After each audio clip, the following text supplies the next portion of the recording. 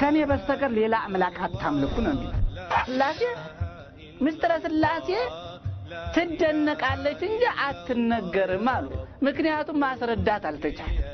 አነ ከልጅ ልጅ ተወልጄ አድንሃለሁ የሚለው ቃል የት ላይ ይገኛል? መጽሐፍ ቅዱስ ከኦሪት ዘፍጥረት እስከ ራዕየ ዮሐንስ ማንም ሰው አንብቦ ይሄን ይነግረኛል። እኔ ይሄንን ከነገረኝ እኔ ክርስቲያን አልነበርኩም ወይም ደግሞ 27 ዓመት አልተማርኩም ማለት። ዩጋንዳ ተክለ ሃይማኖት የሚባል ቦታ አለ። እዛው አካባቢ ነው፣ እዛው ጣና ውስጥ። እዛ ቦታ አረበኛ ቋንቋና ዕብራይስጥኛ ቋንቋ የተጻፈ ማንም ሰው ግን ሊገርመው ይችላል። አሁንኑ አረበኛ የሚችል ክርስቲያን ሄዶ ማየት ይችላል። ዩጋንዳ ተክለ ሃይማኖት ስለ ነብዩ ሰለላሁ ዐለይሂ ወሰለም ያስቀምጣል። መውረድ፣ መወለድ፣ መሰቃየት፣ መገረፍ፣ መብላት፣ መጠጥ እንዲህ ከሆነ አምላካችን ከኛ በምን በለጠ?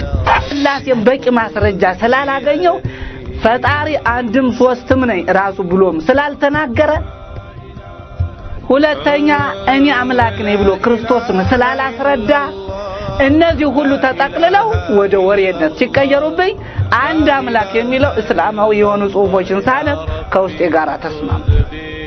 لا إله إلا الله لا إله إلا الله لا إله إلا الله لا إله إلا الله لا إله إلا الله إله إلا الله لا إله إلا الله لا إله إلا الله محمد رسول الله.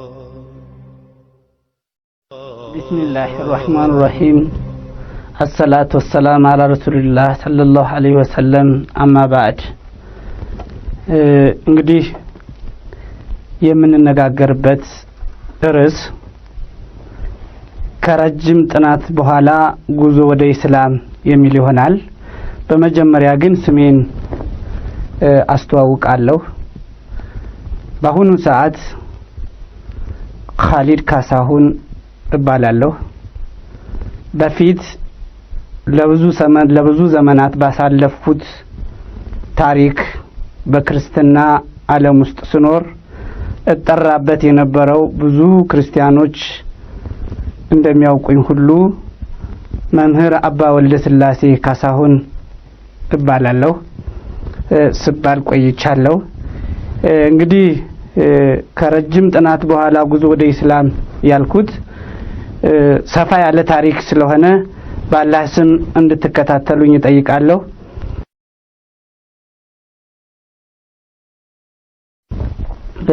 ይሄ ረጅም ጥናት የሚለው የኔን ህይወት የሚዳስስ ስለሆነ መጀመሪያ የተወለድኩበት አካባቢ የኖርኩበት ያደግኩበትን አካባቢም ጠቅሳለሁ። የተወለድኩት በሰሜን ኢትዮጵያ ነው። ያም ማለት በምስራቅ ጎጃም ውስጥ በሚገኘው ደብረ ማርቆስ አካባቢ ነው የተወለድኩት። እንግዲህ ከተወለድኩ በኋላ ልክ በ7 ዓመቴ በአካባቢው የሚኖሩ ሰዎች ሁሉ ልጆቻቸውን ወደሚያስተምሩበት ወደ ቤተክርስቲያን ትምህርት ተላኩኝ። እዛ ቤተክርስቲያን ትምህርት እንደገባሁ እንግዲህ አላህ ለእያንዳንዱ ሰው የሚሰጠው ጸጋ አለ። ለአንዳንዱ ሀብት ይሰጠዋል፣ ለአንዳንዱ ደግሞ ዕውቀት ይሰጠዋል፣ ለአንዳንዱ ለአላህ የመገዛት የእምነትን ጸጋ ይሰጠዋል። ለኔም አላህ እንደሰጠኝ ጸጋ መጠን በዛው በክርስትና ትምህርት ውስጥ መጀመሪያ ያው የክርስትና አስተምህሮ ቅደም ተከተላለው ፊደል ጀመርኩኝ እንደገባው። ከፊደል በኋላ ወንጌል ገባው። ከወንጌል በኋላ ደግሞ ዳዊት እንደዚሁ ያልኩ ጾመ ድጓ 2 ጊዜ ከዘለቁ በኋላ ወደ ቅኔ ቤት ሄድኩኝ። ቅኔ ቤት ሄጄ እንግዲህ የቅኔ ትምህርት ከሌላው ትምህርት እጅግ ለየት ያለ ነው። የግዕዝ ቋንቋ ነው። ግስ አለው፣ እርባታ አለው። እያንዳንዱ የቅኔ ስልት ደግሞ ከሌላው ትምህርቶች በተለየ አይምሮን በሚፈትን መልኩ የምንማረው ትምህርት ስለሆነ እዛ ቅኔ ትምህርት ቤት ውስጥ እንግዲህ ለብዙ ዘመናት አሳለፍኩኝ እዛ ጀማሪ ሆኜ ከተወሰነ ጊዜ በኋላ ያው ቅኔው እየገባይ ሲሄድ ቅኔ በፊትም ዜማ ቤት እያስቀጸልኩ ዜማ አስተምር ስለነበረ ቅኔ ቤትም ከገባው በኋላ ያ የዜማ ትምህርቴ ድጓ አንድ ዘመን ጾመ ድጓ 2 ጊዜ ዘልቄ ስለነበረ በስብዓተ ነጉ በተለያዩ የቤተ ክርስቲያን አገልግሎቶች ሲሳተፍ የተለየ ክብርም የተለየ ስሜት በህዝቡ ዘንድ ስለነበረኝ ወዲያው ቅኔውም ቶሎ እንዲገባኝ አስተማሪዎችም ቶሎ እንዲያስተምሩኝ እድሉንም ጊዜውንም አገኘሁኝ። እንግዲህ ከዚያ በኋላ የቅኔ ትምህርት ነው። የቅኔ ትምህርት እንግዲህ የፍልስፍና ትምህርት ነው፣ የቋንቋ ትምህርት ነው። በአጠቃላይ የክርስትና መጻሕፍቶች በመጀመሪያ በኢትዮጵያ ውስጥ በታላላቅ ገዳማትና አድባራት የሚገኙት መጻሕፍት ተጽፈው የሚገኙበት ቋንቋ እንደመሆኑ እሱን በደንብ ማጥናት እንዳለብኝ ስረዳ በትክክል ያን ጊዜ ቅኔው ውስጥ ጠልቄ የመግባት ፍላጎቱም አይምሮዬም ደግሞ የሚፈልገው ትምህርት ከመሆኑ የተነሳ በቅኔው ውስጥ እንግዲህ ለብዙ ጊዜ አሳልፌያለሁ። አስነጋሪ፣ ዘራፊነት እንዲሁም መምህርነት አሳልፌያለሁ። እንግዲህ የተማርኩባቸው ትምህርት ቤቶችም ለመጥቀስ እችላለሁ። ጨጎዴ ቅዱስ መምህር ያሬድ የሚባሉ ጋር ነበርኩኝ። ኤንታ ተስፋ የሚባሉ ቀራኒዮ መድኃኔዓለም ዘጎጃም ውስጥ ነበርኩኝ። እንግዲህ እነዚህ በኢትዮጵያ ውስጥ በክርስትና በቅኔ በማስተማር ውስጥ በተለይ ታላላቅ ቦታ የሚሰጣቸው ሰዎች ናቸው። እንግዲህ ለመጨረሻ ጊዜ የቅኔ መምህር ሆኜ የወጣሁት ከመምህር ከመላከ መላእክት ተስፋ ተገኘ የቀራኒዮ መምህር ነው። ኤንታ ያሬድ ላይም ሳለው ዘራፊ ነበርኩኝ። ዞሮ እንግዲህ ከዛ በኋላ የቅኔ ትምህርት ከተማርኩ በኋላ ምንድን መማር እንዳለብኝ ከሰዎች ብዙ ጊዜ ቅኔ ሳደርግ ቅኔን የሰሙ ሰዎች በየቤተ ክርስቲያኑ ሳገለግል ያዩ ሰዎች መጽሐፍ ቢማር ይሄ ሰው ነገ ለቤተ ክርስቲያን ትልቅ ሰው ይሆናል የሚል ሐሳብ ብዙ ጊዜ ይናገሩ ስለነበረ ወደ መጽሐፍ ትምህርት ሄድኩኝ።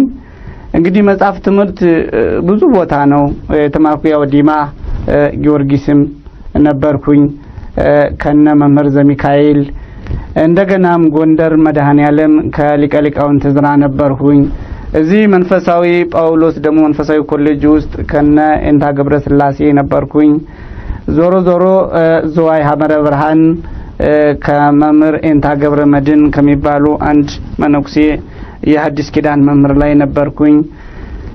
እንግዲህ ይሄ ሁሉ የመጽሐፍ ግንዛቤን ሃይማኖት ምንድነው፣ ሰዎች የሚያምኑት እምነት እንዴት ነው፣ ለማስተማርም ለመረዳትም ፈጣሪ ማን ነው፣ ፈጣሪ ማንነቱንና ምንነቱን ለመረዳትና ለማምለክ የሚቻለው ስናውቅ ስለሆነ የኔ አይምሮ ደግሞ እንደማንኛውም አይምሮ የመፈለግና የመጠማት ነገሩ ምንድነው ብሎ የማወቅ ጉጉት በውስጤ ስላለ ከዛ በኋላ እንግዲህ ምንድነው ያደረኩት ያው ወደ መጻሕፍት ምርምር ውስጥ ነው የገባሁት። እንግዲህ ገባሁ ያው ሐዲሳትም ብሉያትም ተምሬያለሁ። ማስረጃዎች ሁሉ አሉ። ግን ዞሮ እንግዲህ ለ27 አመት ያሳለፍኩት ታሪክ እጅግ ብዙ ነው። ይሁንም እንጂ እንግዲህ አለፍ እንጂ እያልኩ እንጂ ሙሉን ማስረዳት አይቻልም። እንግዲህ ጥያቄዎች ሁሉ መነሳት የጀመሩት መጽሐፍ ቤት ነው። መጽሐፍ ቤት ማለት ስለ የትኛውም እምነት ስለ የትኛውም ሃይማኖት ማወቅ የሚቻልበት ቦታ ነው። ምክንያቱም ሌሎች ትምህርቶች ለምሳሌ የዜማ ትምህርቶች አሉ፣ የቅኔ ትምህርት አለ። የቅኔ ትምህርት አሁን ስለ ቋንቋ ነው የሚያስረዳው፣ ስለ ግስ ነው የሚያስረዳው፣ ስለ ቋንቋ አተረጓጉም ነው የሚያስረዳው። የዜማ ትምህርት ደግሞ እንደገና የጩኸት ስልቶችን እንዴት አድርጎ በሚያምር ዜማ ድምጽን በማውጣት ማገልገል የሚቻልበትን አይነት ነገር ነው የሚያስረዳው። ጾመ ድጓ እንደገና አቋቋምም ደግሞ የሚያስረዳው ምንድነው በቃ በተለያዩ መሳሪያዎች በጸናጽል በከበሮ ፈጣሪን እንዴት ማስደሰት ይቻላል፣ እንዴት ለፈጣሪ እንዴት መዘመር ይቻላል። ይሄ ትንሽ ከእውቀት አንፃር ከአይምሮ አንፃር ሳይሆን ከልምምድ አንፃር ሰዎች ያገልግሎታቸውን መስመር የሚከፍቱበትና አገልግሎታቸውን የሚፈጽሙበት ትምህርት ነው። የመጽሐፍ ትምህርት ግን ከዚህ ይለያል። እንዴት ነው የሚለየው? የመጽሐፍ ትምህርት ከሌሎች ትምህርቶች የመጽሐፍ ትምህርት ጠቅለል ያለ ዋና ሐሳቡ ስለ ሃይማኖት የሚታወቅበት ነው። ለምሳሌ በክርስትና ውስጥ ያሉ በተለይም በኢትዮጵያ ኦርቶዶክስ ተዋሕዶ ቤተክርስቲያን ውስጥ 81 መጻሕፍት አሉ። 81 መጻሕፍት የሚያስተምሩት የኦርቶዶክስን ዶክትሪን እና በተለይም ከካቶሊክና ከሌሎች የክርስትና እምነቶች ጋራ ያላቸውን ግንኙነቶች እና ልዩነቶች እንግዲህ በዛ ውስጥ አካቶ ማወቅና ማስረዳት ይቻላል ማለት ነው። ነገር ግን መጽሐፍ ቤት ጥያቄዎች ይነሳሉ። ከዛ በፊት ሰው ዝም ብሎ ማንፈጠረህ ስላሴ ስንት ናቸው? አንድም ሶስትም ናቸው። ይሄንን ነው ሊያስረዳ የሚችለው። ሊረዳ የሚችለው ይሄንን ነው። መጽሐፍ ቤት ከተገባ በኋላ ግን እያንዳንዱ ነገር ትርጉም አለው። ሰው ዝም ብሎ ማንፈጠረህ ስላሴ ስንት ናቸው? አንድም ሶስትም ናቸው። ይሄንን ነው ሊያስረዳ የሚችለው።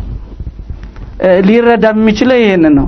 መጽሐፍ ቤት ከተገባ በኋላ ግን እያንዳንዱ ነገር ትርጉም አለው። እያንዳንዱ ነገር ጥያቄ አለው። እያንዳንዱ ነገር ፍች አለው። እያንዳንዱ ነገር ደግሞ መልስ አለው። እንግዲህ መጽሐፍ ቤት ሲገባ ሐዲሳትም ብሉያትም የራሱ መቅድም አለው። በዛ መቅድሙን ካለፈ በኋላ ወደ ገጸ ንባብ ሲገባ ገጸ ንባብ ውስጥ ሲገባ አንድ ሰው ጥያቄዎች ይነሱበታል። አሁን እኔ መጽሐፍ ቤት በተለይም አዲስ ኪዳን እየተማርኩ ሳለሁ አሁን የተራራው ስብከት የሚባል አለ። ማቴዎስ ወንጌል ምዕራፍ 5 ጀምሮ ከተራራ ወረዱ እስከሚለው እስከ ምዕራፍ 7 አካባቢ ድረስ ወሶበሬ ብዙሃን አሕዛብ አርገ ደብረ ብዙ ሰዎችን ባየ ጊዜ ወደ ተራራ ወጣ። ቀርቦ አብየው አርዳይሁ ወከሰታፉ ወመሃሮሙ ደቀ መዛሙርቱም ወደሱ ቀረቡ፣ እሱም ደግሞ አፉን ገልጦ አስተማራቸው ይላል። እዚያ ላይ አሁን ሙሉ የሆነ ተራራው ላይ አንቀጸ ብፁዓን ይባላል ክፍሉ የመጽሐፉ ክፍል። እዚያ ላይ